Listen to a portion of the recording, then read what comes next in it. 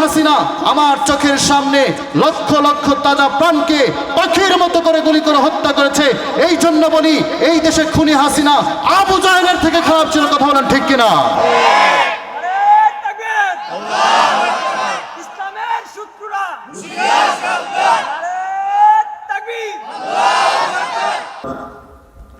আপনি রাজনৈতিক আলাপ না কইরা আমাদের মসজিদ বাইতুল মুকাররম মসজিদে মুসল্লি নাই। বাইতুল মুকাররম আমাদের বাইতুল বাদেবারেঙ্গা মসজিদে কোনো লোক আসে না। আচ্ছা এটা বলবো না চাচা,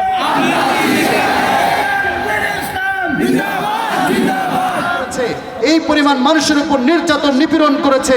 এই জন্য তো ইতিহাস দেখবেন বঙ্গবন্ধুর জানাজায় অনলি 17 জন মানুষ ছিল, কেউ ছিল না। আমি বলতে চাই যেই সমস্ত কুলাঙ্গারের বাচ্চা বলেছে তাকবীর বিতর্কিত, তাকবীর বিতর্কিত নয়। যেই জালেম বলেছে তাকবীর বিতর্কিত, সেই বিতর্কিত, সেই বিতাড়িত, সেই বিতাড়িত। কথা বলেন ঠিক কিনা? বাদেবারেঙ্গা জামে মসজিদ কর্তৃক আয়োজিত যুব সমাজের উদ্যোগে আয়োজিত আজকের এই চতুর্থ বার্ষিক ওয়াজ মাহফিলের সম্মানিত সভাপতি মণ্ডলী এবং আজকের এই মাহফিলের আয়োজকবৃন্দ, আমন্ত্রিত ওলামা ইকরাম যারা আছেন, সকলের কাছে কৃতজ্ঞতা স্বীকার করছি। এবং আপনারা যারা এখানে কষ্ট করে এসেছেন, আপনাদের কাছে অনেক কৃতজ্ঞতা স্বীকার করছি যে আমি অধমের আলোচনা শোনার জন্য এ পর্যন্ত আপনারা বসে আছেন। এটার জন্য আপনাদের কাছে অনেক অনেক বেশি আমি কৃতজ্ঞ। আলহামদুলিল্লাহ, আজকের এই মাহফিলে আসতে পেরে, বসতে পেরে আপনারা খুশি না বেজার? আসলেই খুশি। আমি কিন্তু জানি মোটামুটি সারা বাংলাদেশে কম বেশি সফর করা হয়। এই নেত্রকোনা এবং বৃহত্তর ময়মনসিংহ জেলার মানুষগুলো যেইভাবে দিনপ্রিয়, ইসলাম প্রিয়, যেইভাবে তারা ইসলামকে মানে, যেইভাবে তারা হক কথা পছন্দ করে, অন্য কোনো জেলার মানুষ এইভাবে এতটা পছন্দ করে বলে আমার মনে হয় না। আমি কি কথাটা ঠিক বললাম? কারণ এই স্বৈরাচারের আমলেও এই বৃহত্তর ময়মনসিংহে এসে যেভাবে কথা বলার সুযোগ পেয়েছি, যেভাবে কথা বলে শান্তি পেয়েছি, অন্য কোনো জেলায় এত প্রাণ খুলে কথা বলার সেই সুযোগটা পাইনি যেটা আপনাদের এলাকায় পেয়েছি। তো আপনাদের কণ্ঠের আওয়াজ দিয়ে আজকে কি আমাকে একটু সাপোর্ট দেওয়া যাবে? ইনশাআল্লাহ দেওয়া যাবে ইনশাআল্লাহ। আচ্ছা, যদি আজকের এই মাহফিলে আসতে পেরে, বসতে পেরে সত্যি আপনারা খুশি হয়ে থাকেন, তাহলে আমি রবের নামে তাকবীর দেব। তাকবীরের জবাব আপনারা এমনভাবে দেবেন যেন আকাশ বাতাস প্রকম্পিত হয়ে আল্লাহ তাআলার আরশ আজিম পর্যন্ত চলে যায়, যেন সত্যিকার অর্থে আল্লাহর এই জান্নাতের তৈরি বাগানে আসতে পেরে, বসতে পেরে আপনারা খুশি। রাজি আছেন ইনশাআল্লাহ? রাজি আছেন তো ইনশাআল্লাহ? আমি জানি এখানে অনেক যুবক ভাইয়েরা আছে যারা আমাকে গতবারও দেখেছেন এবং যুবক ভাইয়েরা আমাকে অনেক ভালোবাসেন আল্লাহর জন্য। কথা কি ঠিক বললাম? আচ্ছা, তাহলে তাকবীরটা হয়ে যাক নাকি ইনশাআল্লাহ? একটু আগে মুরব্বী চাচা তাকবীর দিয়েছে, আপনারা ব্যাকফিট দিয়েছেন, মাশাআল্লাহ অনেক সুন্দর। আমি আশা করি এখন আরেকটু বেশি সুন্দর হবে। লিল্লাহে তাকবীর, লিল্লাহে তাকবীর, আলহামদুলিল্লাহ। আসলে এই কিছুদিন আগেই আওয়ামী লীগ যদি জয় বাংলা বলে স্লোগান দিত, সেটা বিতর্কিত হতো না। বিএনপি যদি বাংলাদেশ জিন্দাবাদ বলতো, স্লোগান দিত, কোনো বিতর্কিত হতো না। আর আমার আপনার মতো যদি কেউ, এই ইসলাম প্রিয় মানুষ যদি নারায়ে তাকবীর আর আল্লাহু আকবারের স্লোগান দেয়, অর্থাৎ তাকবীর দেয়, তাহলে কিছু নাস্তিক, কিছু মুরতাদ এবং স্বৈরাচারের দালালরা বলেছে এটা বিতর্কিত স্লোগান। আসলে কি নারায়ে তাকবীর আল্লাহু আকবার এটা কি বিতর্কিত স্লোগান? আমি বলতে চাই, যেই সমস্ত কুলাঙ্গারের বাচ্চা বলেছে তাকবীর বিতর্কিত, তাকবীর বিতর্কিত নয়। যেই জালেম বলেছে তাকবীর বিতর্কিত, সেই বিতর্কিত, সেই বিতাড়িত, সেই বিতাড়িত। কথা বলেন ঠিক কিনা? যারা তাকবীরকে বিতর্কিত বলেছে তারা আজ কোথায়? বাংলাদেশের জমিনে আছে? বরং পৃথিবীর ইতিহাস থেকে তাদেরকে এমন ভাবে ঘৃণা করা হবে, পৃথিবীতে ইতিহাস হয়ে থাকবে যে তারা ঘৃণিত ব্যক্তিত্ব। মেরে মুহতারাম, আচ্ছা, নামাজের মধ্যে ইমাম সাহেব তাকবীর কি আসতে দেয় না জোরে দেয়? জানাজার নামাজে, ঈদের নামাজে, তাহলে রবের নামে তাকবীর দেব, সেটা জোরে না আসতে? প্রাণ উজাড় করে দেওয়া যাবে? একবার তাকবীর দিলে খুশি হবে কে? বেজার হবে কে? শয়তান আপনাদের বন্ধু না শত্রু? শত্রুকে ঘায়েল করার জন্য আরেকবার তাকবীর হয়ে যাক। লিল্লাহে তাকবীর, লিল্লাহে তাকবীর। মাশাআল্লাহ, আপনাদের কণ্ঠের আওয়াজ বলে দিচ্ছে আগামীতেও যদি এই বাংলাদেশে ওই স্বৈরাচারদের রূপ ধারণ করে যে কোনো দল যদি আবার ক্ষমতায় আসে, আপনারা এই নেত্রকোনার মানুষ সবার আগে প্রতিবাদে গর্জে উঠবে। কথা বলেন ঠিক কিনা? দেখেন, এই তাকবীর অত্যন্ত দামি। আমি একটা ছোট্ট একটা ঘটনা হাদিস শরীফ থেকে শোনাচ্ছি। অনেকে মনে করতেছেন হুজুর তো খুতবা পড়লো না। আসলে খুতবা পড়ে 10 মিনিট সময় যে যাবে, এই সময়টা আমার কাছে নাই। খুতবা পড়ে 10 মিনিট সময় যাবে, আর সালামটাই খুতবার জন্য যথেষ্ট। এখানে হুজুর আছেন, জানেন ভালো। একবার হযরত আলী রাদিয়াল্লাহু তাআলা আনহু সম্ভবত তিনি সুবহানাল্লাহ বলে খুতবা শেষ করে দিয়েছেন, জুমার খুতবা। তো আমাদের সালাম খুতবার জন্য যথেষ্ট ইনশাআল্লাহ। হযরত ওমর ফারুক রাদিয়াল্লাহু তাআলা আনহু তিনি কি ছোট মোটো ব্যক্তিত্ব ছিলেন? ওমর ফারুক রাদিয়াল্লাহু তাআলা আনহু কেমন ব্যক্তিত্ব ছিলেন? নবী আলাইহিস সালাতু ওয়াস সালাম বলেছেন, যেই রাস্তা দিয়ে আমার ওমর হেঁটে যায় সেই রাস্তা দিয়ে 40 দিন পর্যন্ত ইবলিশ হাঁটার দুঃসাহস পায় না। জোরে বলুন সুবহানাল্লাহ। নবী বলেছেন, আমার ওমর এমন ব্যক্তিত্ব, আমার ওমর এমন ব্যক্তিত্ব, এমন গুণওয়ালা, যদি আমার পরে দুনিয়াতে কেউ নবী হওয়ার সুযোগ পাইতো তাহলে নবুয়তের সব গুণ আমার ওমরের মধ্যে আছে, কিন্তু নবীর দরজা বন্ধ বিদায় আল্লাহ তাকে নবুয়ত দিচ্ছে না। জোরে বলুন সুবহানাল্লাহ। শুধু কি এতটুকুই সীমাবদ্ধ? মোটেও নয়। আমার নবী আলাইহিস সালাতু ওয়াস সালামের কাছে জিবরাইল আলাইহিস সালাতু ওয়াস সালাম আসলেন। আসার পরে বললেন, ইয়া রাসূলুল্লাহ, ইয়া হাবিবাল্লাহ, আমি আপনার সাহাবী ওমরের ব্যাপারে একটু সময় প্রশংসা করতে চাই। নবী বললেন, এটা ভালো কথা। স্বাভাবিকভাবে যদি বাবার কাছে অন্য কেউ তার ছেলের ব্যাপারে প্রশংসা করে, এটা তো ভালোই লাগবে, তাই না? ছাত্রের প্রশংসা যদি শিক্ষকের কাছে করে তাহলে তো ভালোই লাগবে, তাই না? কর্মীর প্রশংসা যদি নেতার কাছে কেউ করে, এটা তো ভালোই লাগবে, তাই না? তো আমাদের নবী করিম সাল্লাল্লাহু আলাইহি সাল্লাম বললেন, ঠিক আছে, এটা তো ভালো কথা, ওমরের প্রশংসা করবে, আমার সাহাবী, আমার খুব প্রিয় সাহাবী, করো, তুমি কি প্রশংসা করবে? তখন জিবরাইল আলাইহিস সালাতু ওয়াস সালাম বললেন যে কতটুকু সময় করব? তো নবী বললেন, এটা কোনো বিষয় হইল নাকি, তুমি প্রশংসা করবা, করো। কারণ আমাকে সময় বলতে হবে।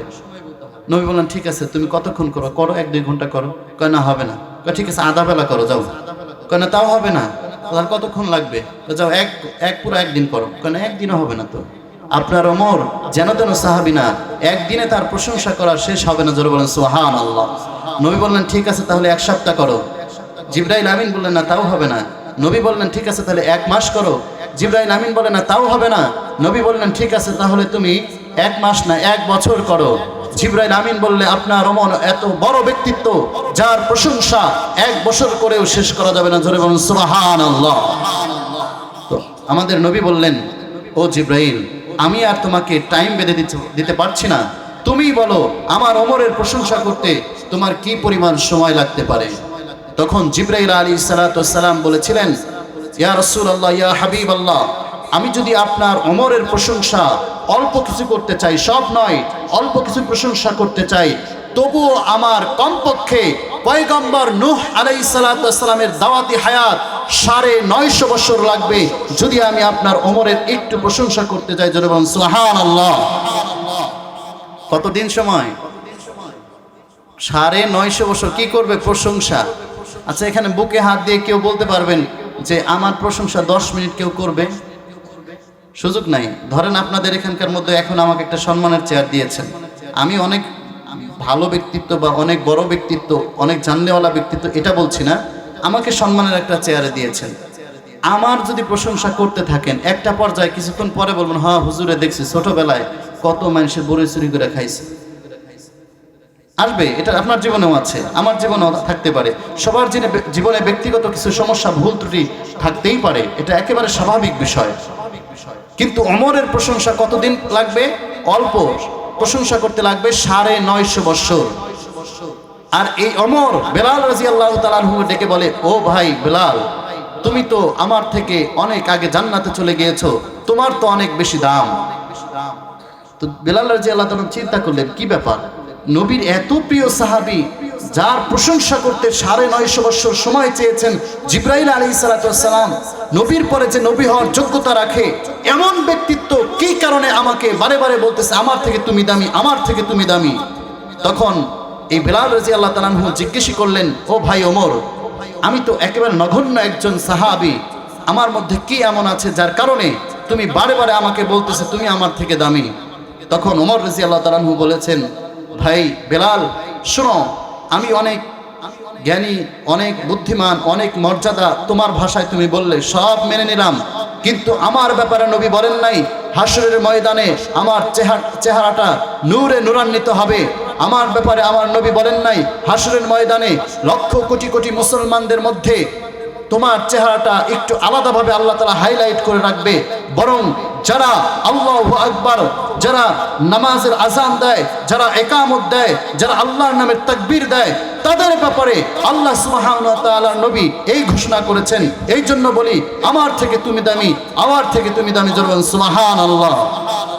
তাহলে যারা ইমামতি করে আল্লাহু আকবার বলে ইমামতি করে না, মুয়াজ্জিন যারা আছে আল্লাহু আকবার বলে না, আযান দেয় না, তাহলে তাদের দাম কম না বেশি? কম না বেশি? আমার আপনার কাছে কম থাকলেও আল্লাহর কাছে কম না বেশি? তাদের মর্যাদা অনেক অনেক বেশি। মেরে মুহতারাম, একজন ইমাম সাহেবের অবদান আপনার পিছনে আমার পিছনে কতটুকু বলি। একটা ছোট্ট বাচ্চা যখন একটা মায়ের গর্ভে আসে, তখন ওই সন্তানের বাবা হুজুরের কাছে আগে যায়, হুজুর আমাকে একটু পানি পড়া দেন, ইমাম সাহেবের কাছে একটু পানি পড়া দেন, আমার বউ প্রেগনেন্ট, গর্ভবতী, যেন বাচ্চাটা সুন্দর থাকে। ইমাম সাহেব খেদমতটা করে দেয়। বাচ্চা যখন হবে তখনও পানি পড়া ইমাম সাহেব দেয়। বাচ্চা যখন দুনিয়াতে আসে সুন্দর একটা নাম ইমাম সাহেবই রেখে দেয়। বাচ্চা যখন দুনিয়াতে আসে তারপরে তার আকিকা করতে হবে এবং ডান কানে আজান বাম কানে একামত, সেটাও ইমাম সাহেবই শিখিয়ে দেয়। এই বাচ্চাটা যখন একটু বড় হয় সেই বাচ্চাকে কোরআনুল কারীম শিক্ষা দিতে হবে, আদব কায়দা শিক্ষা দিতে হবে, এটাও কোনো এক ইমাম সাহেব শিক্ষা দেয়।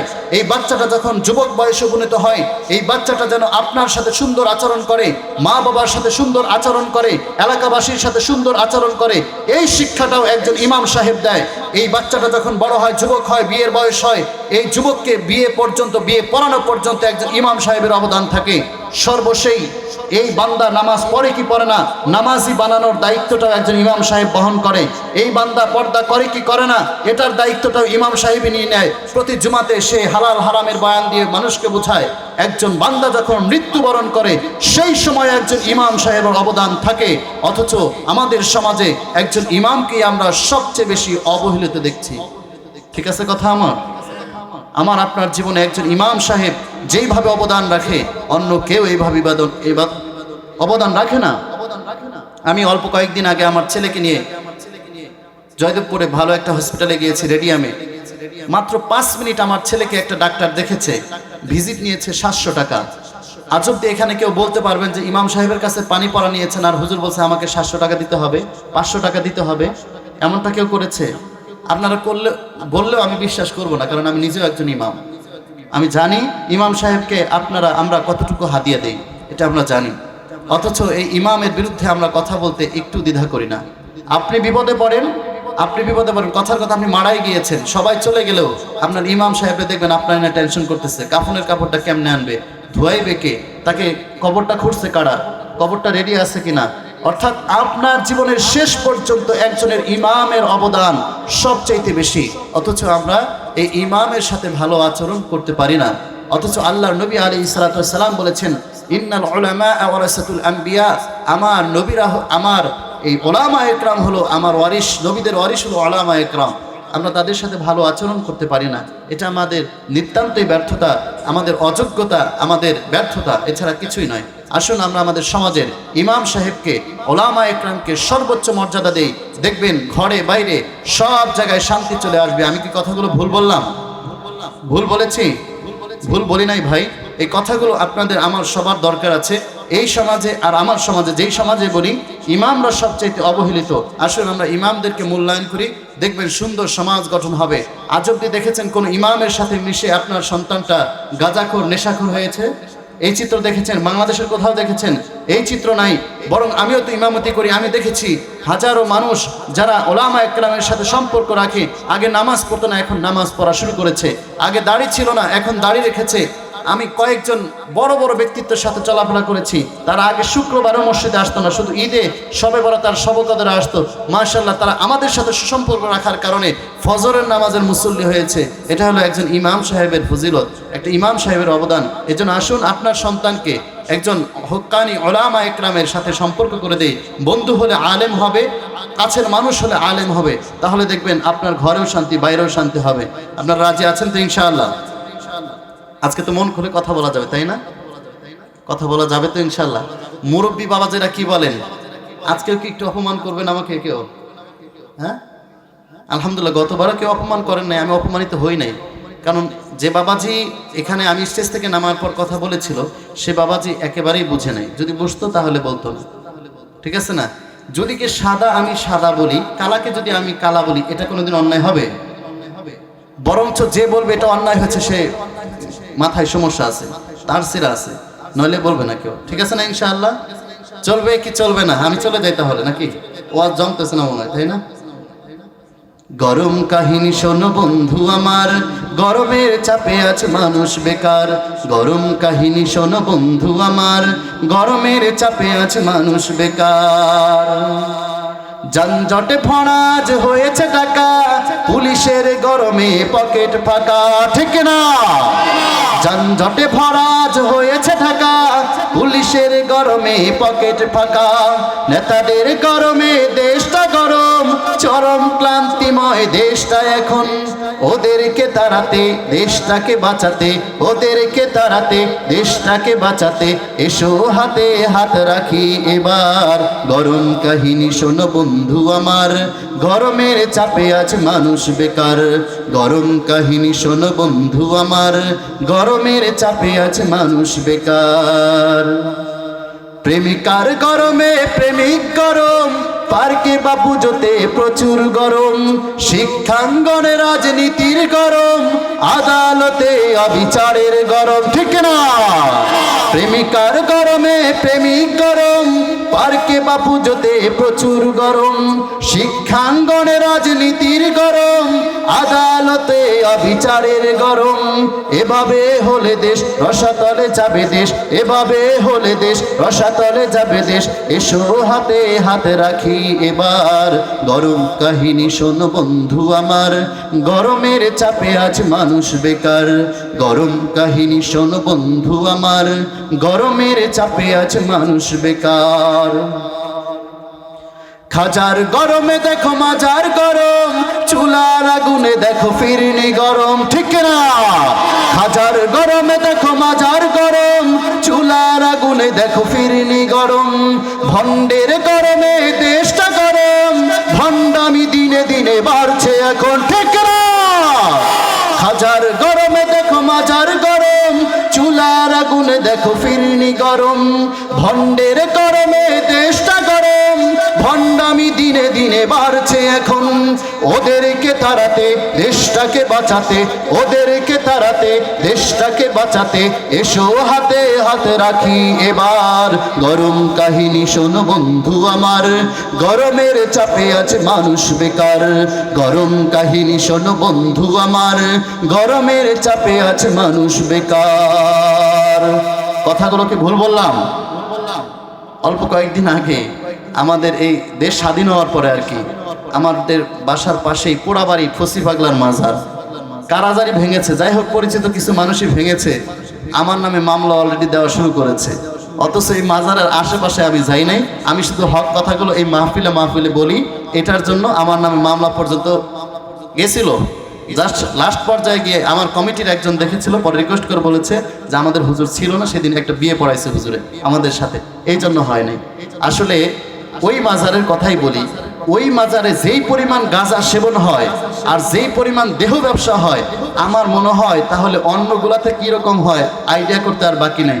এই জন্য বলি, যদি দেশের মাজারগুলোকে, যেগুলো ভণ্ড মাজার আছে, সেগুলোকে যদি উৎখাত করে দেওয়া হয়, আমাদের এই সোনার বাংলা থেকে 80% গাঁজাখোর, বাবাখোর, নেশাখোর আর খারাপ মানুষগুলো ভালোতে পরিণত হবে। কথা বলেন ঠিক কিনা? এই কথা বললেই অনেকের গায়ে আগুন লাগবে, কারণ এটা তিতা কথা, কারণ বাবার বিরুদ্ধে কথা যাইতেছে। আসলে বাবার বিরুদ্ধে না, এটা কোরআন এবং হাদিসের কথাই বললাম। মেরে মোহতারাম, এই দেশে আগেও ইসলাম ছিল, এখনো ইসলাম আছে, কিয়ামত পর্যন্ত ইসলাম থাকবে। কথা কি ঠিক বললাম? বরং যারা এই কোরআন এবং হাদিসের বিরুদ্ধে কথা বলবে, ইসলামের বিরুদ্ধে কথা বলবে, তারা এই দেশে থাকতে পারবে না। কথা বলেন ঠিক কিনা? ইসলামের বিরুদ্ধে অবস্থান নিয়েছিল তসলিমা নাসরিন, মনে আছে? তসলিমা নাসরিন ইসলামকে নিয়ে ব্যঙ্গ করেছিল, সে বাংলাদেশে থাকতে পারে নাই। লতিফ সিদ্দিকী হজ নিয়ে ব্যঙ্গাত্ম করেছিল, সেও থাকতে পারে নাই। আওয়ামী লীগের অন্যতম এক মন্ত্রী ছিল টাকলা মুরাদ জামালপুরের, সেও মন্ত্রিত্ব রাখতে পারে নাই। সর্বশেষ এমপি গিরেও গেছে এবং বাংলাদেশের জমিন থেকেও ভেঙে গেছে। আমি বলতে চাই, আগামী গতদিনের ইসলাম ছিল, আজও আছে, আগামীতেও ইসলাম থাকবে।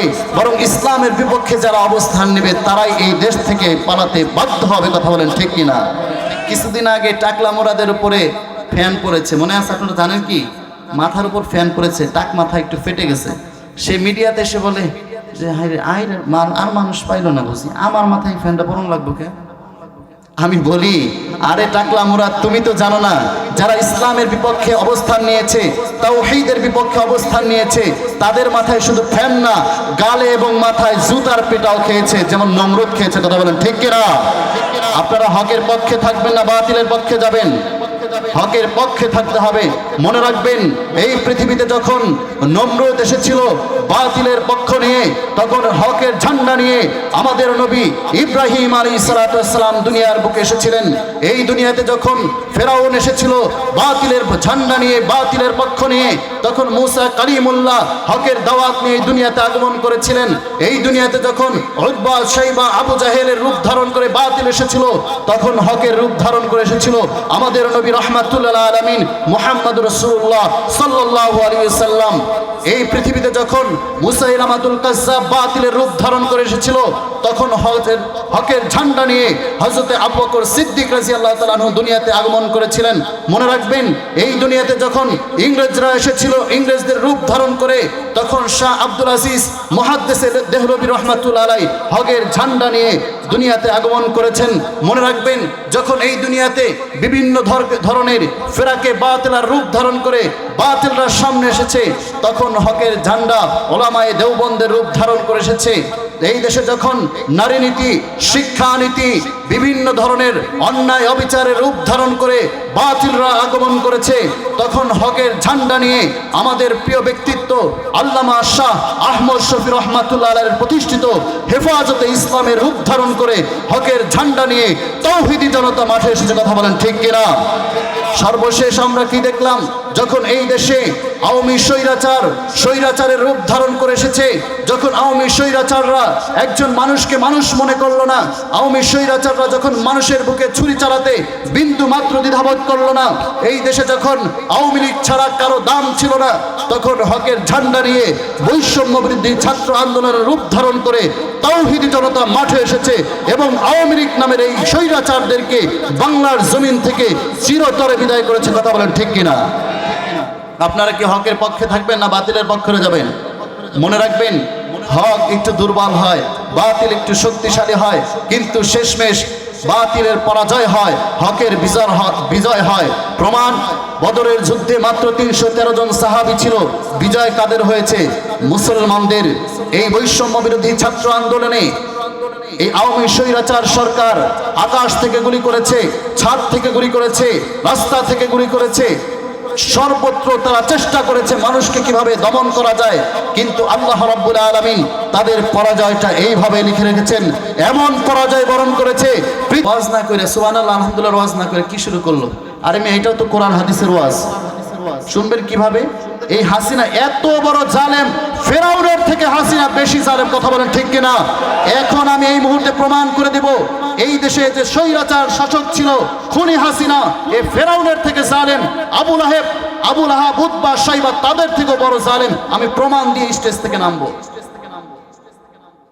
মেরে মোহতারাম, ফেরাউন শুধু আনা রব্বুকুমুল আলা বলেছিল, আনা রব্বুকুমুল আলা বলেছিল, এবং তার ক্ষমতায় বাধা যারা তাদেরকে সে হত্যা করেছিল। কিন্তু পৃথিবীর ইতিহাস খুঁজে দেখবেন, ফেরাউন, নমরুদ এরা কোনোদিন নিজের হাতে কাউকে জবাই করে হত্যা করে নাই, মানুষদের হত্যা করেছে। কিন্তু এই খুনি হাসিনা নিজ হাতে মানুষকে জবাই করে হত্যা করেছে। প্রমাণ ইউটিউবে গিয়ে দেখেন, প্রমাণ গুগলে গিয়ে দেখেন। আমি কি মিথ্যা কথা বললাম? একটা মিথ্যা কথা বললাম? প্রমাণ দেখেন। দেখেন আমার নবী আলাইহিস সালাতু ওয়াস সালাম যখন তাওহীদের দাওয়াত দিলেন, তখন আবুল আহাব উতবা শাইবা যারা ছিল তাদের সবার মাথা গরম। কি ব্যাপার, আমাদের বাপ দাদার ধর্ম দেখি শেষ করে দিচ্ছে, একে থামাতে হবে। থামাতে পারে না। সর্বশেষ সব গোত্রের যুবকদেরকে একখানে করলো। একখানে করার পর ঘোষণা দিল, 100 লাল উটনি তোমাদেরকে পুরস্কার দেব যে মুহাম্মদের মাথাটা নিয়ে আসতে পারবে। সবাই কিসের জন্য সব গোত্রের লোক একখানে করেছে জানেন? যাতে কোনো গোত্র থেকে কেউ প্রতিবাদ না করতে পারে, এজন্য সব গোত্রের লোক নিয়েছে। এবং সর্বশেষ আবু জাহেল বলেছিল, খবরদার রাতের বেলায় কিন্তু হামলা করা যাবে না, কারণ এটা আমার তবিয়তে কুলায় না। আমি বীর বাহাদুর, আমাকে সবাই মক্কার লোকেরা ভয় পায়। আমি যদি কাপুরুষের মতো রাতের বেলায় মুহাম্মদকে হত্যা করি, আমি মুহাম্মদের উপর নির্যাতন করি, এটা কাপুরুষতার পরিচয় হবে, এটা আবু জাহেলের পরিচয় না।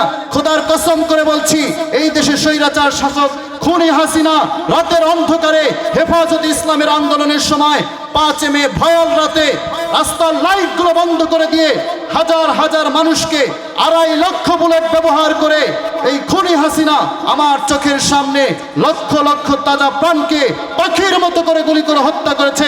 এই জন্য বলি, এই দেশে খুনি হাসিনা আবু জাহেলের থেকে খারাপ ছিল। কথা বলেন ঠিক কিনা?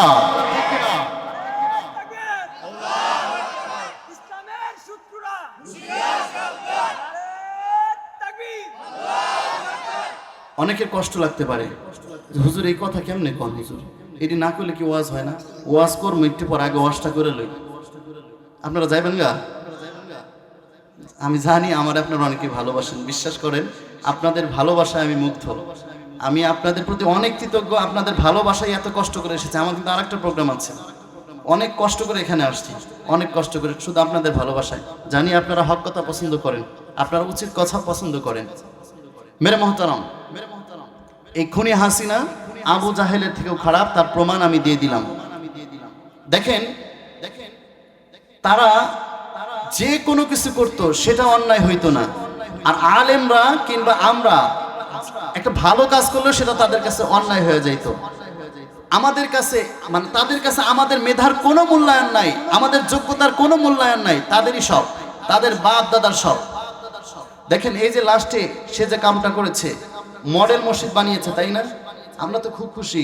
যারা আওয়ামী লীগের সাপোর্টার আছেন ভাইরা, আপনাদের পায়ে হাত রেখে বলি, আপনারা আমাদের শত্রু না। আপনারা ওই দলকে সাপোর্ট করেছেন, ভুল করেছেন, তার প্রমাণ আমি দিয়ে যাই, আপনারা রাগ করেন না। আপনারা কেউ আমার শত্রু না। আপনারা তো মুগ্ধ।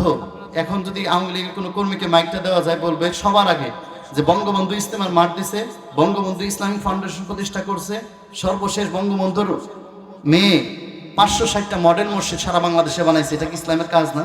আমি ইতিহাসটা গোড়ার খবরটা বলে দিই আপনাদেরকে।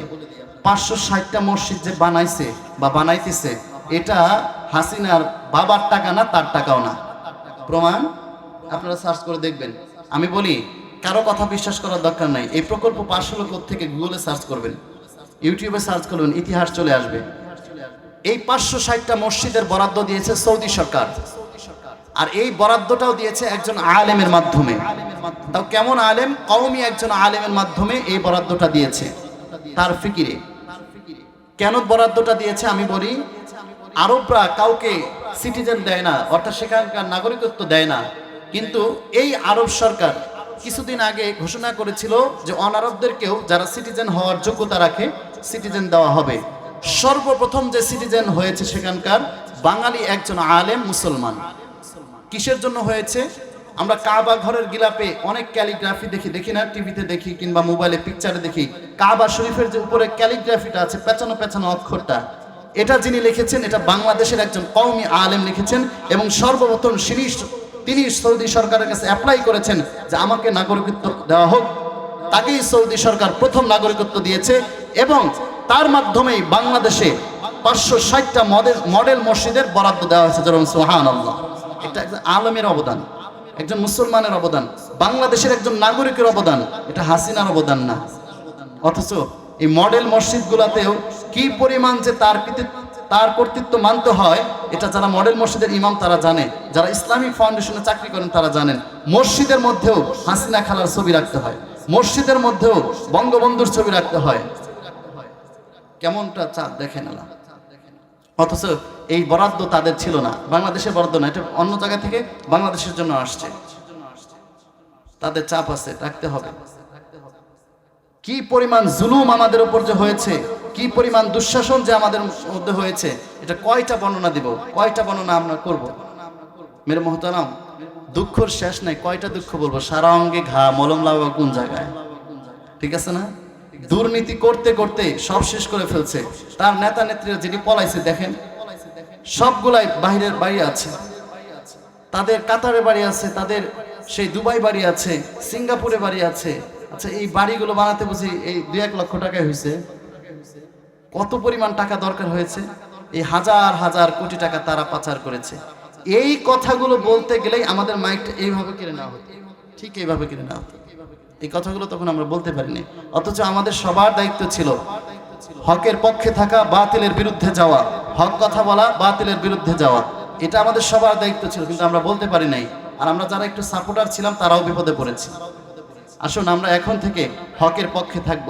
এই দেশ 90% মুসলমানের দেশ, এই দেশ 95-90% মুসলমানের দেশ। এই দেশে শাহজালাল রহমাতুল্লাহ আলাইহির ভূমিকা আছে। এই দেশ স্বাধীনতা অর্জন করতে 30 লক্ষ যুবক তাদের জীবনের মায়া ত্যাগ করে তাদের বুকের তাজা রক্ত ঢেলে দিয়েছে।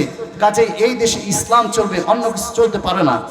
আমি বলি, আগামীতে বিএনপি ক্ষমতায় যাক, জামাত ক্ষমতায় যাক, যে দলই ক্ষমতায় যাক, আমাদের মাথা ব্যথা নাই।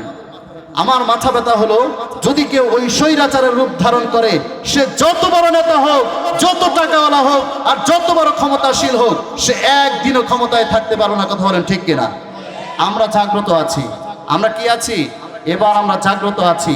আমাদের দেশে, আমাদের এলাকায় এখানে বক্তা কথা বলতেছে, নেতা এসে বলবো হুজুর কথা বন্ধ করেন, আমি একটু কথা বলে চলে যাই। এরকম করলে ওই নেতার জুতার বালি পরাই দিবেন। কথা বলেন ঠিক কিনা? পারবেন না ইনশাল্লাহ? এই এলাকার যত বড় নেতা থাক, যদি কোরআন এবং হাদিসের কথা এখন বক্তা বলতেছে, এই সময় এসে যদি বলে যে হুজুর আমার সময় নাই, একটু চলে যাই, একটু দেন, কোরআনের কথা বন্ধ করে কোনো কথা চলতে পারে না। কথা বলেন ঠিক কিনা? নেতার সময়ের দাম আছে, আর আমাদের কোনো দাম নাই নাকি? আপনারা যারা আয়োজক থাকবেন, শ্রোতা থাকবেন, জুতার মালা একবার দিয়ে দিবেন, দেখুন পুরা নেত্রকোনা সোজা। আর কোন নেতা আর সাহস পাইব না এই বয়ান বন্ধ করে তার বয়ান শোনা। সে কি আউজ বিল্লাহ ঠিক মতো বলতে পারে না, সে আপনাদেরকে ওয়াজ কি শোনাইব? এজন্য আসুন আমরা সর্বদা ইসলামকে প্রাধান্য দেই। শিক্ষার ক্ষেত্রে আমার ছেলেকে ডক্টর, ইঞ্জিনিয়ার সব বানানোর আগে, সবার আগে আমার ছেলেকে কোরআনের শিক্ষায় শিক্ষিত করি। ঘরে সবার আগে ইসলামকে জিন্দা করি। আমার ঘরে ইসলামী হুকুমত চলছে কিনা, ইসলামী আইন কানুন অনুযায়ী আমার ঘর চলছে কিনা, এটাতে ফিকির করি। দেখবেন ঘরে শান্তি, বাইরে শান্তি, সব জায়গায় শান্তি হবে। মোহতারাম হাজিরিন, আল্লাহ রাব্বুল আলামিন পবিত্র কোরআনুল কারীমে বারে বারে ঘোষণা করেছেন, ও মুসলমানরা তোমরা তাকওয়াওয়ালা হয়ে যাও। আল্লাহ রাব্বুল আলামিন এক জায়গায় বলেই ফেললেন, ইয়া আইয়ুহাল্লাযীনা আমানুত্তাকুল্লাহা হাক্কা তুকাতিহি ওয়া লা তামুতুন্না ইল্লা ওয়া আনতুম মুসলিমুন। আল্লাহ রাব্বুল আলামিন এখানে বলে ফেললেন, ও দুনিয়ার মানুষেরা তোমরা কান খাড়া করে শুনে রাখো, তোমরা প্রত্যেকেই কবরের অধিবাসী, তোমরা প্রত্যেকেই কবরে চলে আসবে।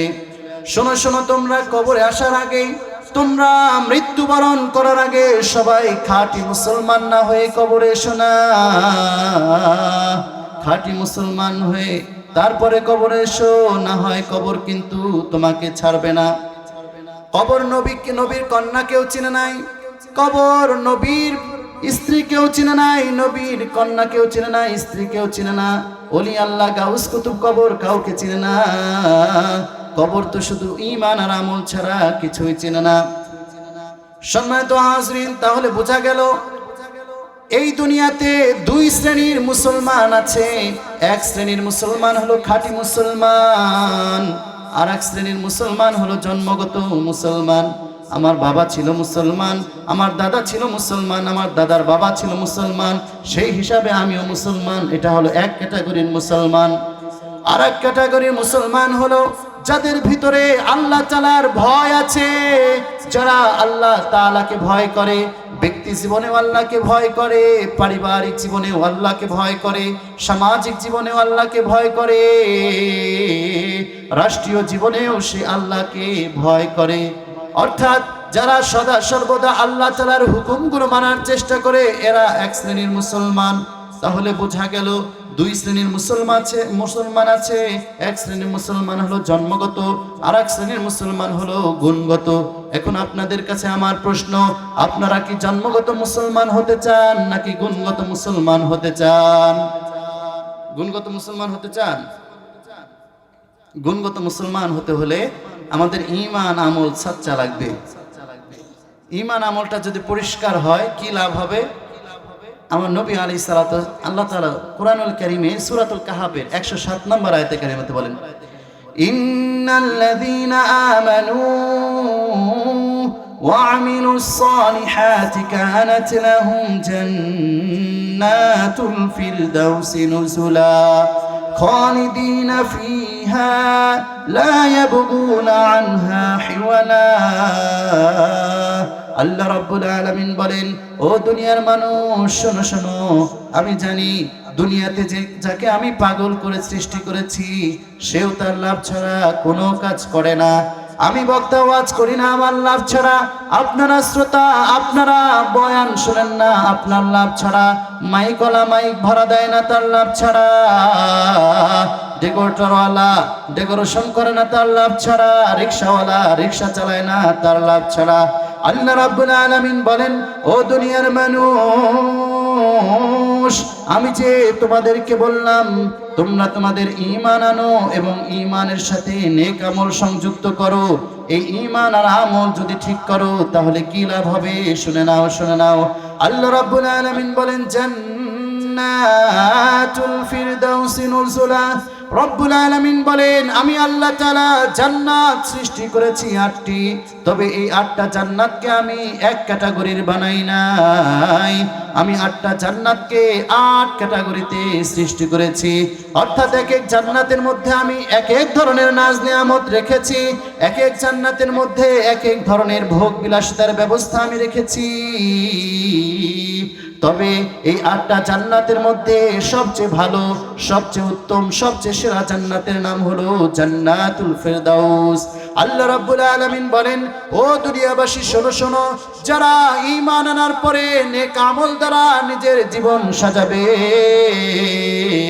আমি আল্লাহ ঘোষণা করলাম আমার সেরা জান্নাত জান্নাতুল ফিরদাউসের মালিক আমি আল্লাহ তাকে বানিয়ে দেব। সুবহানাল্লাহ। দেখেন, এখন প্রশ্ন হলো, এত সুন্দর জান্নাত কতক্ষণের জন্য দিবেন? তার আগে আল্লাহ আরেকটা কথা বলেন, জান্নাতুল ফিরদাউসি নুজুলা। আল্লাহ রাব্বুল আলামিন বলেন, ও দুনিয়ার মানুষ শোনো শোনো, দুনিয়ার মানুষের বাড়িতেও তো কাজ করলে পারিশ্রমিক দিয়ে দেয়। মাইকওয়ালা একদিন যদি মাইক ভাড়া দেয়, সার্ভিস দেয়, তাহলে একদিনের সার্ভিসের টাকা পাবে। দুনিয়াতে কোনো কামলা যদি একদিন কারো বাড়িতে কাজ করে একদিনের পারিশ্রমিক পাবে। আল্লাহ রাব্বুল আলামিন বললেন, ও দুনিয়াবাসী শোনো শোনো, আমিও যদি একটা জান্নাতুল ফিরদাউস দিয়ে দেই, তাহলে দুনিয়ার মালিক আর আমি মালিকের মধ্যে তেমন কোনো পার্থক্য রইল না। দুনিয়ার মালিক হয়তো একটু কম দেয়, আমি আল্লাহ একটু বেশি দিয়েছি, এর চেয়ে বেশি কিছু পার্থক্য থাকবে না। আল্লাহ রাব্বুল আলামিন বললেন, শোনো শোনো দুনিয়াবাসী, আমি আল্লাহ বান্দার জন্য রহমওয়ালা করমওয়ালা অত্যন্ত দয়ালু।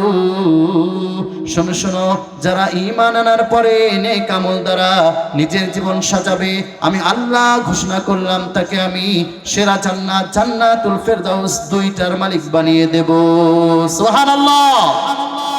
কয়টা জান্নাত? 2টা। আল্লাহ রাব্বুল আলামিন বলেন, খালিদিনা ফিহা লা ইয়াবগুনা আনহা হিওয়ালা।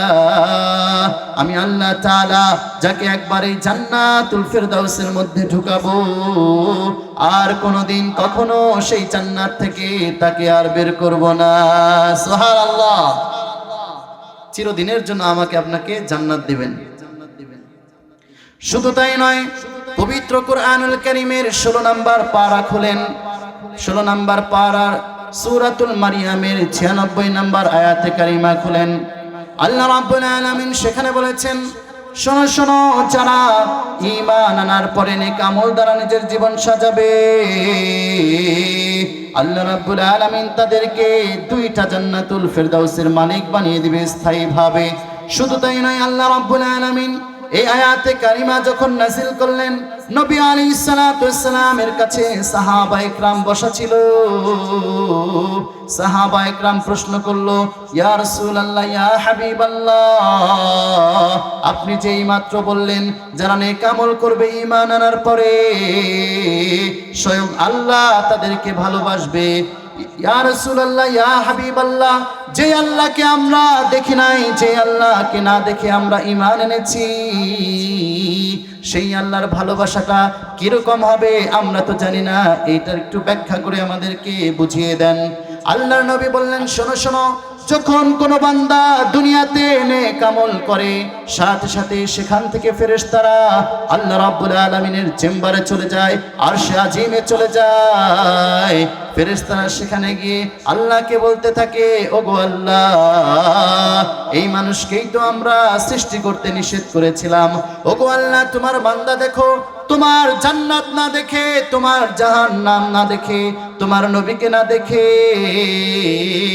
তোমাকে না দেখে সব কিছুর উপর ঈমান এনেছে। ঈমান আনার পরে আবার দেখো কত কষ্ট করে শীতের রাত্রে বসে ওয়াজ শুনছে, নেক আমল করছে। ওগো আল্লাহ, তুমি তাদের উত্তম জাযা খায়ের দিয়ে দাও, প্রতিদান দিয়ে দাও। আল্লাহ রাব্বুল আলামিন তখন বলেন, ও আমার ফেরেশতারা, তোমরা সাক্ষী থাকো, যেই বান্দাগুলো এই শীতের রাত্রে কষ্ট করে নেক আমল করতেছে, আমি আল্লাহ তাআলা তাদের জীবনের সব গুনাহগুলো মাফ করে দিয়ে 2টা জান্নাতের ফয়সালা করে দিয়ে চিরস্থায়ীভাবে, এবং আমি রব তাদেরকে ভালোবেসে নিলাম। সুবহানাল্লাহ। রবের ভালোবাসা যদি আমার আপনার জীবনে হয়, আর কিছু দরকার আছে? আচ্ছা, বউর সাথে ঝগড়া হয় কি কারণে কোন তো? হয় বউ আপনারে ভালোবাসে না, নাহলে আপনি বউরে ভালোবাসেন না। কিন্তু যখন বউ আপনারে ভালোবাসবে, তাহলে কি আর ঝগড়া থাকবো? ভাইয়ের সাথে ঝগড়া হয় কেন কোন তো? এটা হলো আপনার মনের মিল হয় না। হয়তো মনে হয় আপনার কাছে যে আপনার ভাই আপনারে ভালোবাসে না, আপনার উপর জুলুম করে। কিন্তু এই ভাই যখন আপনার শুধু ভালোই বাসবে, তখন কি আর ঝগড়া থাকবো? আচ্ছা, পাড়া প্রতিবেশীর সাথে ঝগড়া হয় কিভাবে? আপনার মনে হয় আপনার জমি 1 ইঞ্চি 2 ইঞ্চি সে বেশি নিয়ে গেছে, এই জন্য তার সাথে ঝগড়া হয়, তাই না? যখন এই বান্দা আপনাকে ভালোবাসবো, ও চিন্তা করবো আমার 1 ইঞ্চি সে খাক, তারটা আমি খাবো না, তখন কি আর ঝগড়া থাকবে? এই জন্য দুনিয়াতে যদি শান্তি চান, রবের বিধানের বিকল্প কিচ্ছু নাই। কথা বলেন ঠিক কিনা? এখন 1 নাম্বার শর্ত ছিল আল্লাহর তৈরি জান্নাতুল ফেরদাউস পেতে হলে ঈমান লাগবে, সাচ্চা ঈমান, খাঁটি ঈমান। 2 নাম্বার নেক আমল লাগবে। নেক আমল আমরা সহজ ভাষায় সবাই বুঝি, নামাজ, রোজা, হজ, যাকাত, এগুলো সব নেক আমল। ওয়াজে আসছে, এটাও নেক আমল, সবই নেক আমল। সুবহানাল্লাহ বলছি নেক আমল, আলহামদুলিল্লাহ বলছি নেক আমল, মানুষেরা দান করছি, এটাও নেক আমল, মানুষেরা কিছু ভালো কথা বলছি, এটাও নেক আমল, মানুষের জুতা চুরি করে লেগে গেছে, এটাও কি নেক আমল? একটা মজার কথা কই, গত 13 তারিখে আমার মাহফিল ছিল গাজীপুরে এক জায়গায়। গোলাম রব্বানী যুক্তিবাদী গাইবান্ধার অনেক পপুলার একজন বক্তা, নাম শুনছেন না? তার আগে আমার আলোচনা। তো কি পরিমাণ মানুষ হইতে পারে, এরকম মনে করেন 4-5টা প্যান্ডেল জোড়া দিলে যেই পরিমাণ হবে এই পরিমাণ মানুষ। তো আমি আমার সুন্দর লোফার একটা নতুন জুতা আমি রাইখা আমি ওয়াজ করতেছি, শ্রোতাও সব অ্যাক্টিভ শ্রোতা, আর আমি আবার ঘুমানোর ওয়াজ একটু কম করতে পারি। তো সব কিছু মিলে আমিও খুব সুন্দর ওয়াজ করছি আলহামদুলিল্লাহ, শ্রোতাও খুব অ্যাক্টিভিটি দেখাইছে। ওয়াজ শেষে নাইমা দেখি আমার জুতা নেই। এত খোঁজা খুঁজলাম, আয়োজকরা লাইট দিয়ে খুঁজলো, জুতাটা পাইল না। সবশেষ দুঃখে এই রাত 2টা বাজে, জুতার দোকান কই খুলো হম, মোজা পরা ছিল, ওই মোজা নিয়ে কিছু দূর হাইটে আসছি। পরে এক মুসল্লি অনেক ভালোবাসে, দেখছে যে আমি কষ্ট করে যাইতেছি, গাড়ি পর্যন্ত কষ্ট করে যাইতেছি, পরে দৌড়ায় আসছে। পরে উনি ওনার পায়ের জুতাটা খুলে দিচ্ছে, আমি কিছু না লাগবো না, কয় না তাও নিয়ে যান, না নিলে আমি কষ্ট পাবো। পরে ওনার রিকোয়েস্টে ওনার জুতাটা আমি নিয়ে আসছি। এটাও কি নেক আমল ছিল নাকি? কারো জিনিস অন্যায়ভাবে ধরা এটা গুনার কাজ, এটা চুরি, এটা বিধান আছে। তো যাই হোক, ঈমান লাগবে, সাচ্চা ঈমান। তখন ঈমানটা কাদের মতো লাগবে? এই যে সূরা কাহাফের 107 নম্বর আয়াত যে বললাম, আমি যদি এতক্ষণ গজল গাইতাম লোক অনেক থাকতো, আমি জানি গজল গাম পরে যাতে কষ্ট করে উঠে আসতে হয়, আগে ওয়াজটা করে লই। 107 নম্বর আয়াতে কারিমা সূরাতুল কাহাফ। এই আয়াতে কারিমার তাফসীর কারকগণ, মুফাসসিরিনগণ তাফসীর লিখেছেন, ছোট মোটো ব্যক্তি না, রইসুল মুফাসসিরিন, যিনি সমস্ত তাফসীর কারকদের লিডার ছিলেন, নবীর পরে যিনি সবচেয়ে তাফসীর বোঝেন, সে লিখেছেন এই যে এখানে আল্লাহ রাব্বুল আলামিন বলেছেন আমিনু কামা আমানান নাস, সূরা বাকারা সহ বিভিন্ন জায়গায় বলেছেন এই আমিনু কামা আমানান নাস দ্বারা আল্লাহ রাব্বুল আলামিন বলেছেন বিবি আসিয়ার কথা। কত বড় সৌভাগ্যবান না বিবি আসিয়া! বিবি আসিয়া সৌভাগ্যবান না? ফেরাউনের স্ত্রী, স্বামী হলো জাহান্নামী, শুধু জাহান্নামী না, চিরকালের জন্য জাহান্নামী এবং আল্লাহর অনেক বড় শত্রু, তার ঘরে সে জান্নাতি। অনেক বড় বিষয় না? ইব্রাহিম আলাইহিস সালাম, তার বাবা ছিল খ্রিস্টান, অন্য ধর্মের মুশরিক ছিলেন, কিন্তু তিনি ছিলেন মুসলমান ইমানদার। কত বড় সৌভাগ্য! ইব্রাহিম আলাইহিস সালাম মুশরিকের ঘরে জন্ম নিয়েও মূর্তি ভেঙেছেন। আর দুঃখের বিষয় হলো আমাদের দেশের স্বৈরাচার খুনি হাসিনা, তার বাবা মুসলমান ছিল, এই মুসলমানের ঘরে জন্ম হয়েও তিনি 400 কোটি টাকা মূর্তি নির্মাণের নামে ব্যয় করেছেন এবং চুরি করেছেন। কথা বলেন ঠিক কিনা? সে ওই ফেরাউনের চাইতে খারাপ আমি এমনি বলি নাই, আবু জাহেল উতবা সাইবার থেকে খারাপ আমি এমনিই বলি নাই। সে জানে তার বাবা মুসলমান, দাবি করে ইস্তেমার জায়গা তার বাবা দিয়েছে, সে দাবি করে ইসলামিক ফাউন্ডেশন তার বাবা দিয়েছে, সে দাবি করে 560টা মডেল মসজিদ সে বানিয়েছে। আসলে কচু বানিয়েছে, কচু বানিয়েছে, কচু বানিয়েছে। 1971 সালে 70-এর নির্বাচনের ইতিহাস আপনারা অনেকেই জানেন, যারা আছেন প্রবীণ যারা আছেন। যদি বঙ্গবন্ধু, কিসের বঙ্গবন্ধু? সে বঙ্গবন্ধু নয়, কথাটা বলতে খুব কষ্ট লাগে। সে বঙ্গবন্ধু নয়, এই বাংলার সেরা জালেম, বাংলার ফেরাউন, দ্বিতীয় ফেরাউন সে। বঙ্গবন্ধু নয়, বাংলার দ্বিতীয় ফেরাউন। প্রমাণ আমি বলি, একটু বলি। সে 70-এর নির্বাচনে ইস্তেহার দিয়েছিল, এই দেশে যদি আমি ক্ষমতায় আসতে পারি ইসলাম বিরোধী কোনো আইন পাশ হবে না, ইসলাম বিরোধী কোনো আইন পাশ করবে না, মাদ্রাসা মসজিদকে সর্বোচ্চ প্রায়োরিটি দিয়ে তিনি ক্ষমতায় থাকবেন। বাংলার জনগণ তাকে ইচ্ছামতো ভোট দিয়ে তাকে নির্বাচিত করেছিল। পরে পাকিস্তানিরা তাকে ক্ষমতায় যেতে দেয় নাই। যদি যাইতে দিত তাহলে আর স্বাধীনতার ঘোষক হইতো না, কারণ নিজের পেট ভরে গেছে, সেও স্বার্থপর। এই যে ক্ষমতায় আসলো 70-71-এর যুদ্ধের পরে ক্ষমতায় আসলো, আসার পরে এই পরিমাণ স্বৈরাচার হয়েছে, এই পরিমাণ মানুষের উপর জুলুম করেছে, এই পরিমাণ মানুষের উপর নির্যাতন নিপীড়ন করেছে। এই জন্য তো ইতিহাস দেখবেন বঙ্গবন্ধুর জানাজায় অনলি 17 জন মানুষ ছিল, কেউ ছিল না। রাজনৈতিক আলাপ না কইরা আমাদের মসজিদ বাইতুল মুকাররম মসজিদে মুসল্লি নাই।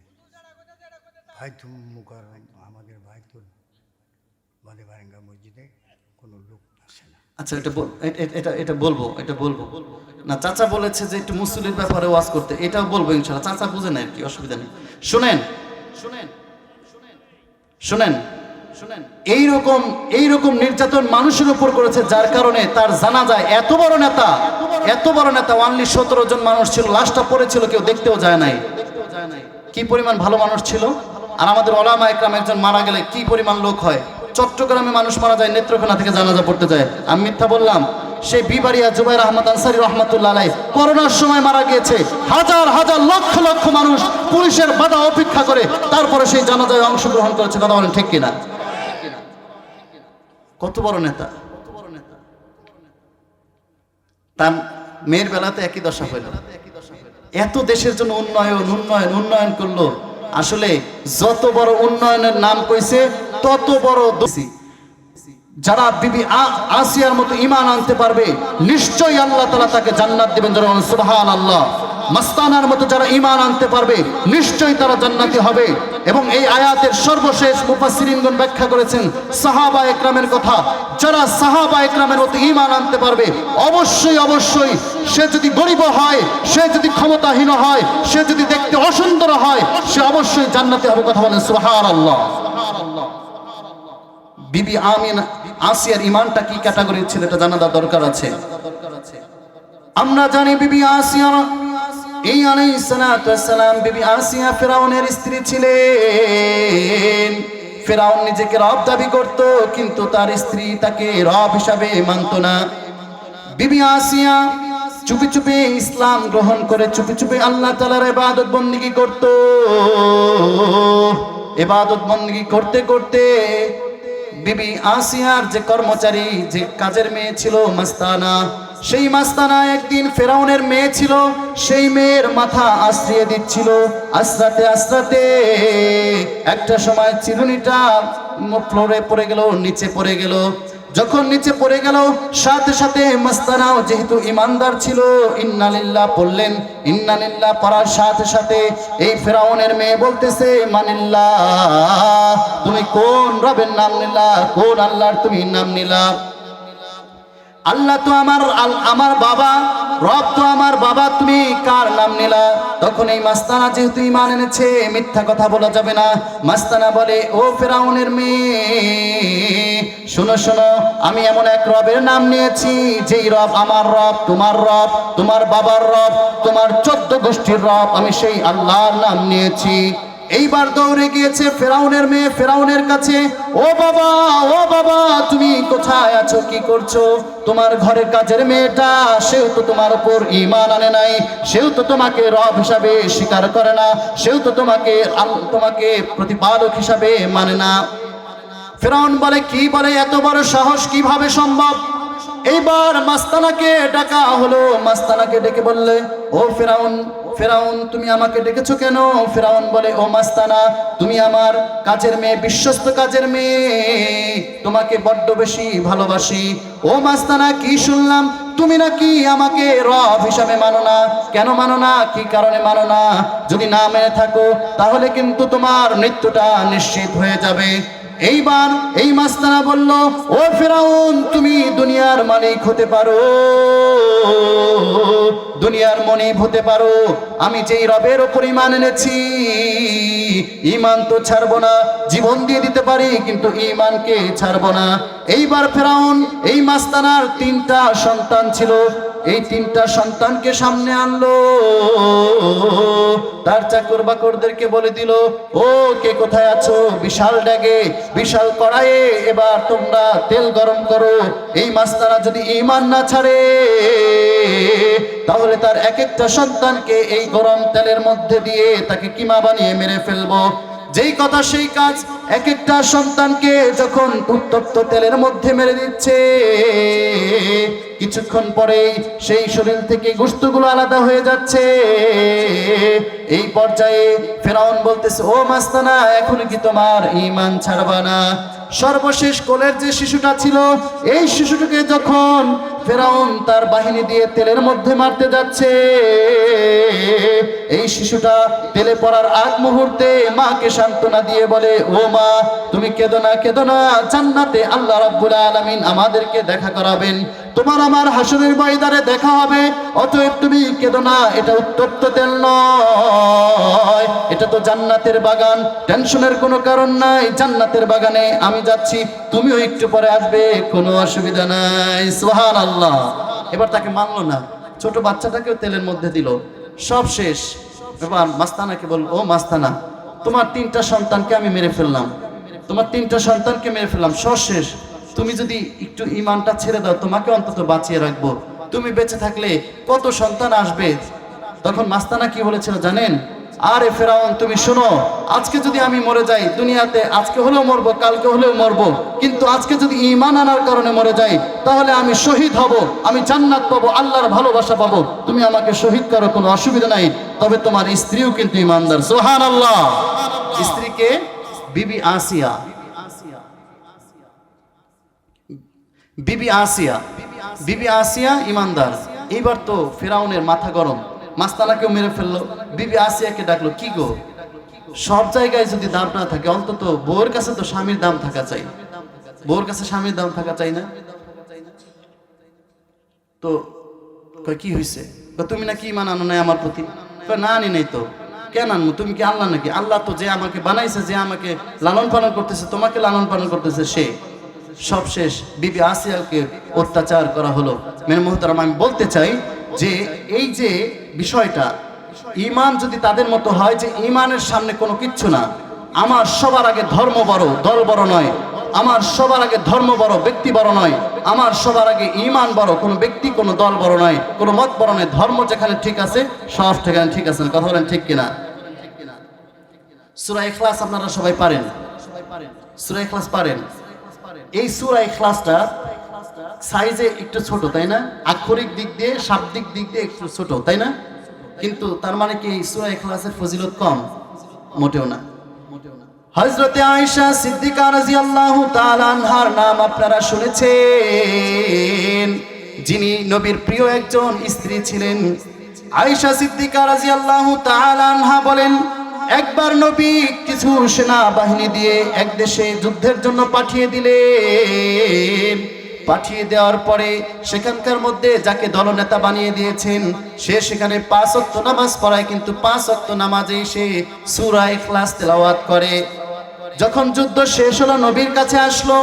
নবীর কাছে আসার পরে সেখানে অন্যান্য সৈন্যরা নবীর কাছে অভিযোগ করলো, ইয়া রাসূলুল্লাহ, ইয়া হাবিবাল্লাহ, আপনি যাকে আমাদের দলনেতা ইমাম বানিয়ে দিয়েছিলেন সে শুধু নামাজে সূরা ইখলাস তেলাওয়াত করে, অন্য কোনো সূরা পড়ে না, এটার কারণটা কি আপনি একটু শুনেন। এইবার নবী আলাইহিস সালাতু ওয়াস সালাম সেই সাহাবীকে ডাকলেন, ও সাহাবী, তুমি কেন অন্য সূরা না পড়ে শুধু সূরা ইখলাস প্রতি রাকাতে পড়লে? কারণটা কি আমাকে বলো। ওই সাহাবী বলে, ওগো আল্লাহ, এই সূরার মধ্যে আমি আল্লাহর পরিচয় পাই, এই সূরার মধ্যে আমি রবের ভালোবাসা পাই, এই জন্য প্রতি রাকাতে আমি এই সূরা পড়েছি। আল্লাহর নবী বলেন, শোনো শোনো, তোমরা সবাই সাক্ষী থাকো, যেহেতু তুমি এই সূরাকে ভালোবাসো, এই সূরা পড়লে তুমি আমার রবের পরিচয় পেয়ে যাও, তাহলে এই সূরা তোমাকে ভালোবাসে এবং এই সূরা তোমাকে ভালোবাসা দিয়ে জান্নাত পর্যন্ত পৌঁছে দিবেন। সুবহানাল্লাহ। আল্লাহর প্রিয় আরেক সাহাবী, কিতাবুল ঈমানের মধ্যে এসেছে, হযরতে আনাস রাদিয়াল্লাহু তাআলা আনহু থেকে বর্ণিত, তিনি বলেন, ইসলামের প্রথম দিকের মসজিদে কুবার নাম আপনারা শুনেছেন? মসজিদে কুবার যিনি ইমাম ছিলেন, সেই ইমামও প্রত্যেক রাকাতে ফজরেও তিনি এই সূরা ইখলাস তেলাওয়াত করে, যোহরের নামাজেও সূরা ইখলাস তেলাওয়াত করে, আসরের নামাজেও সূরা ইখলাস তেলাওয়াত করে, মাগরিবের নামাজেও সূরা ইখলাস তেলাওয়াত করে, এশার নামাজেও সূরা ইখলাস তেলাওয়াত করে। মুসল্লিরা অভিযোগ করলো কমিটির কাছে, কি ইমাম নিলেন, সেই ইমাম কি অন্য কোন সূরা পারে না, শুধু সূরা ইখলাস পড়ে কেন? এইবার ইমাম সাহেবকে মুসল্লিদের মধ্য থেকে অভিযোগ পাওয়ার পরে কমিটির লোকজন গিয়ে বলল, হুজুর, বেয়াদবি মাফ করবেন, আপনি কেন সূরা ইখলাস ছাড়া অন্য কোন সূরা পড়েন না? তার মানে কি অন্য সূরা পড়লে নামাজ হবে না নাকি? ইমাম সাহেব জবাব দিল, আপনারা ভালো কথাই বলেছেন, তবে শুনেন, এই সূরা পড়ে যে আমি মজা পাই, এই সূরা পড়লে যে আকর্ষণ হয়, অন্য কোন সূরা পড়ে এত মজা পাই না, এত মজা পাই না। এই সূরা আমি যতদিন ইমামতি করব, যতদিন আমি নিজে নামাজ পড়ব, ততদিনই পড়ব। আপনারা চাইলে আমাকে রাখেন, না চাইলে আমাকে চাকরি থেকে অব্যাহতি দিয়ে দেন। ইমাম সাহেব যাইবগা। কমিটি চিন্তা করলো, এই ইমাম সাহেব দ্বারা আমার মসজিদের উন্নয়ন হয়েছে, ইমাম সাহেব দ্বারা মুসল্লি বাড়ছে, এই ইমাম সাহেবের বিদায়টা করি কেমনে? বিবেচনা, সবার বিবেক আছে। কিছুদিন পরে নবী আলাইহিস সালাতু ওয়াস সালাম মসজিদে কুবার পাশে একটা প্রোগ্রামে আসলেন। প্রোগ্রামে আসার পরে এই মুসল্লিরা এবং কমিটির লোকজন গিয়ে বলল, ইয়া রাসূলুল্লাহ, ইয়া হাবিবাল্লাহ, বেয়াদবি মাফ করবেন, যাকে আপনি মসজিদে কুবার ইমাম বানিয়ে দিয়েছেন সে প্রত্যেক রাকাতে, প্রত্যেক নামাজে শুধু সূরা ইখলাস পড়ে, অন্য কোনো সূরা পড়ে না। আসলে কি অন্য সূরা পড়লে নামাজ হবে না নাকি? তখন নবী আলাইহিস সালাতু ওয়াস সালাম ইমাম সাহেবকে ডাকলেন, ও ইমাম সাহেব, কারণটা কি বলো দেখি, তুমি অন্য সূরা পড়ো না কেন? তখন এই সাহাবী বলে, ইয়া রাসূলুল্লাহ, ইয়া হাবিবাল্লাহ, এই সূরাটা পড়তে আমার যত মজা লাগে, এই সূরা পড়লে যে পরিমাণ আমার ভালো লাগে, অন্য সূরা পড়লে এত ভালো লাগে না, এই জন্য এই সূরাকে আমি ভালোবাসি, এই সূরা আমি পড়ি। তখন নবী বললেন, ও উপস্থিত সাহাবীরা, তোমরা সাক্ষী থাকো, যেহেতু আমার এই ইমাম সাহেব সূরা ইখলাসকে ভালোবাসে, আমার আল্লাহ এই সূরা ইখলাসকে ভালোবাসার কারণে জান্নাত দিয়ে দিবেন। যারা বলেন সুবহানাল্লাহ। সূরা ইখলাসের ফজিলত আছে না নাই? আছে না নাই? আছে। আরেকটা ফজিলত বলি, নবী আলাইহিস সালাতু ওয়াস সালাম এইভাবে বসাচ্ছিলেন, সবাইকে ডাকলেন, তো যার যার মতো সাহাবীরা কাজ করতেছিলেন। নবীর ডাক শুনে যার যার মতো করে সবাই কাছে চলে আসলেন। তখন নবীজি বললেন যে এইমাত্র আমার কাছে একটা বিষয় নাজিল হয়েছে, সেটা হলো সূরা ইখলাস, কুল হুয়াল্লাহু আহাদ আল্লাহুস সামাদ লাম ইয়ালিদ ওয়া লাম ইউলাদ ওয়া লাম ইয়াকুল লাহু কুফুয়ান আহাদ। মাত্র ছোট্ট একটা সূরা, এই সূরা যদি একবার কেউ তেলাওয়াত করে তাহলে 10 পারা কোরআন খতমের সওয়াব পাওয়া যায়। সুবহানাল্লাহ। সাহাবীরা বলল, তাই তো, এত সওয়াব নাকি? হ্যাঁ, শুধু তাই নয়, 2 বার পড়লে 20 পারা, 3 বার পড়লে 30 পারা কোরআন খতমের সওয়াব পাওয়া যায়। সুবহানাল্লাহ। অনেক ফজিলত না? এই সূরা আমাদের পড়া দরকার আছে না নাই? এই সূরা কি স্কুলে গেলে শিক্ষা দিবে আপনাকে? কোনো হাফেজ সাহেবের কাছে, কোনো ইমাম সাহেবের কাছে, কোনো মাদ্রাসায় কিংবা মসজিদের মক্তবেই আপনাকে যেতে হবে। এজন্য আসুন আমরা ওলামা ইকরামের সাথে ভালো সম্পর্ক করি, ভালো সম্পর্ক স্থাপন করি, তাহলে দুনিয়াতেও লাভ হবে, পরকালেও লাভ হবে। রাজি আছেন তো ইনশাআল্লাহ? নামাজগুলো কোন জায়গায় গিয়ে পড়েন আপনারা? মসজিদে। এখানে যারা আছেন দেখেন, আজকে আমি আছি, কখন যে চলে যাবো এটার কোনো ঠিক ঠিকানা নাই।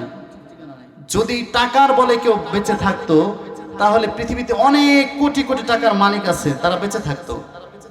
আমাদের বাংলাদেশের বসুন্ধরা গ্রুপের, যমুনা গ্রুপের মালিক, তিনিও মারা গিয়েছেন করোনার সময়। যমুনা গ্রুপের মালিক, পার্টেক্স কোম্পানির মালিক আমি যাকে দেখেছি, সেও মারা গিয়েছে। যমুনা গ্রুপের মালিক এত বিশাল সম্পদশালী, করোনার সময় মারা গিয়েছে, কবরের উপর বস্তা পড়ে আছে। এই বস্তাটা সরাবে এমন মানুষ পাওয়া যায় নাই। তার মানে কি, দুনিয়া থেকে আপনি চলে গেছেন তো সব শেষ। এই যে গাড়ি বাড়ি নারী সব থাকবে, সব স্বার্থপর।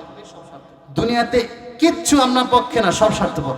আপনার যেটা আপনি নিজে করছেন, নিজে যা খাইছেন, নিজে যা আমল করছেন, নিজে যা মানুষকে দান করছেন, এটাই হলো আপনার পুঁজি। এই জন্য আমি বলি বাবা, কবরে আমিও যাব, আপনিও যাবেন। কবরে যাওয়ার আগে ইমান আমলটা ঠিক করে নেই, কবরে যাওয়ার আগে মসজিদটা আমরা চিনে নেই। দেখেন আল্লাহ রাব্বুল আলামিন যুবকদের ইবাদত খুব ভালোবাসেন। আমাদের মধ্যে অনেকের টেন্ডেন্সি, মাইন্ড এরকম কাজ করে যে এখনই মসজিদে যাওয়ার কি হয়েছে, বুড়া হই তারপরে মসজিদে যাব, মুরব্বী হই তারপরে মসজিদে যাব, তখন গিয়ে নামাজ পড়বো।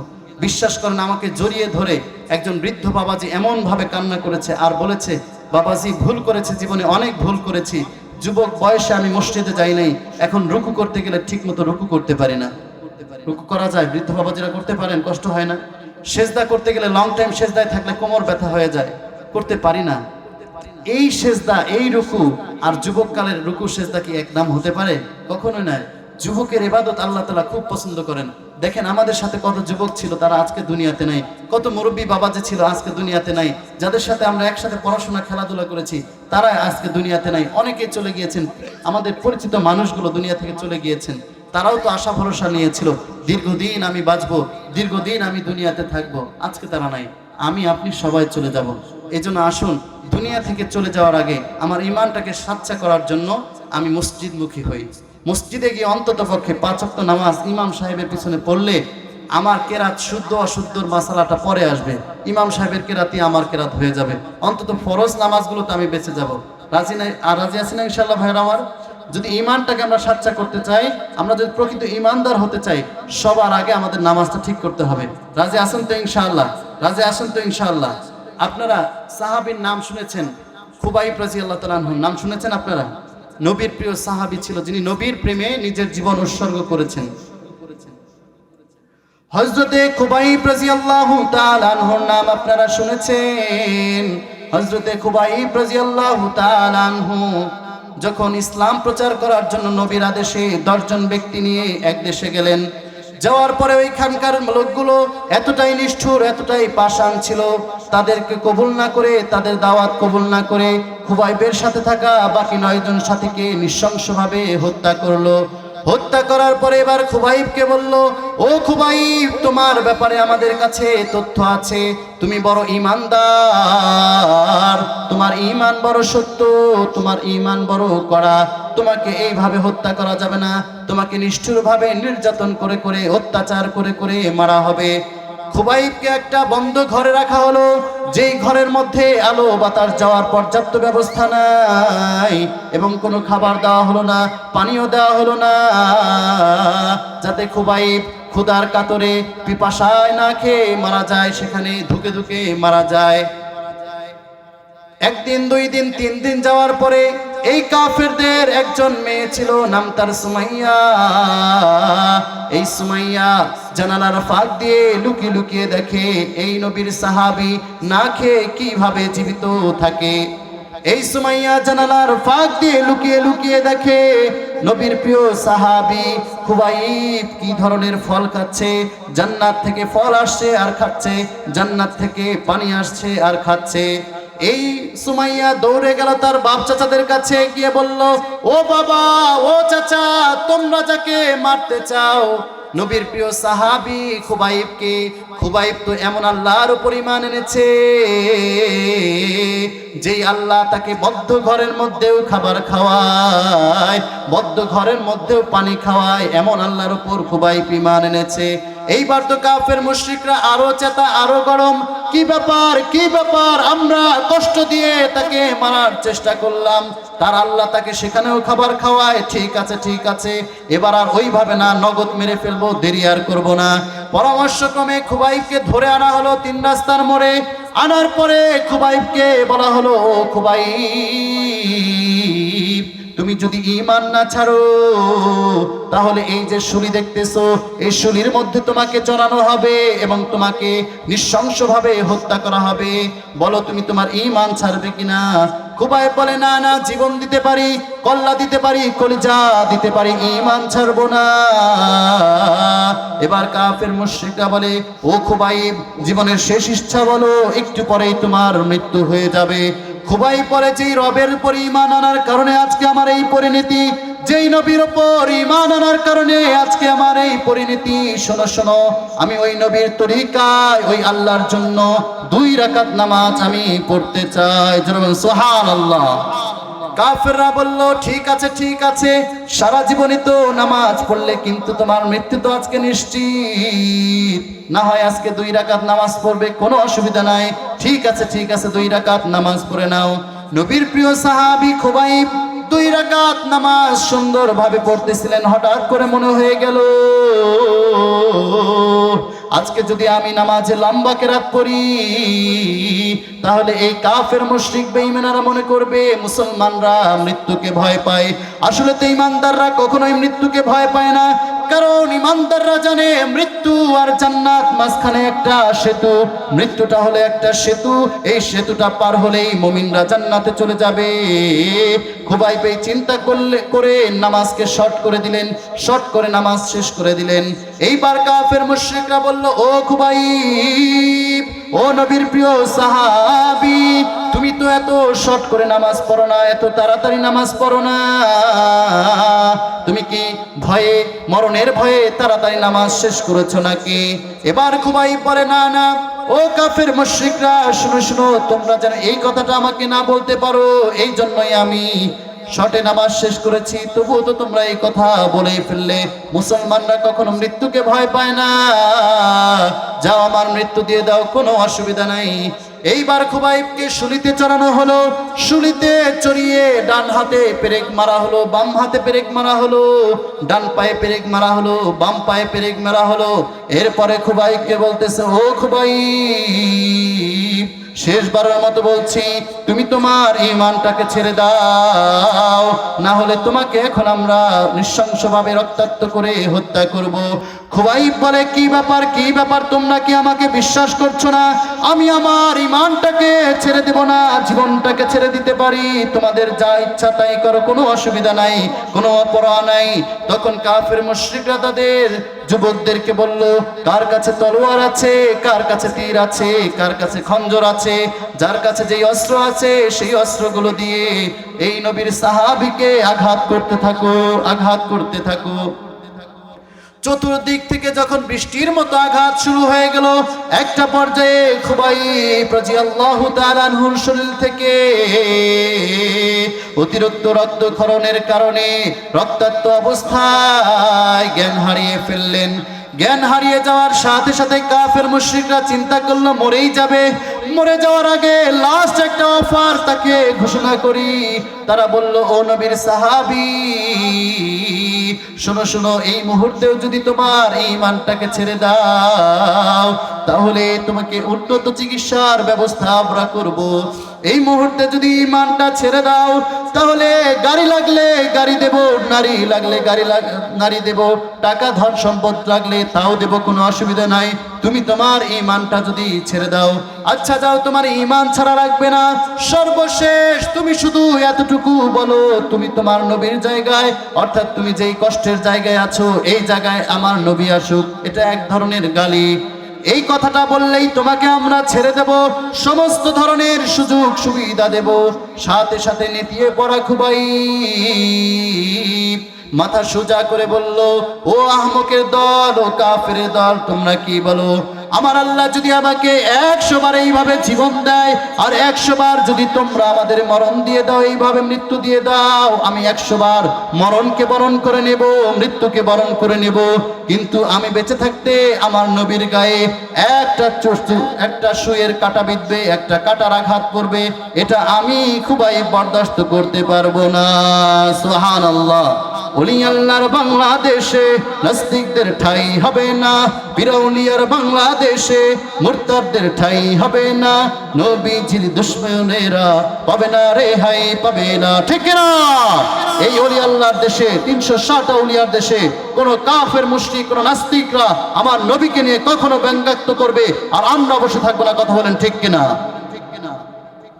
ওলি আল্লাহর বাংলাদেশে নাস্তিকদের ঠাঁই হবে না, বিরাউলিয়ার বাংলাদেশে মুরতাদদের ঠাঁই হবে না, নবীজির দুশমনেরা পাবে না রেহাই, পাবে না, ইসলামের দুশমনেরা পাবে না রেহাই, পাবে না।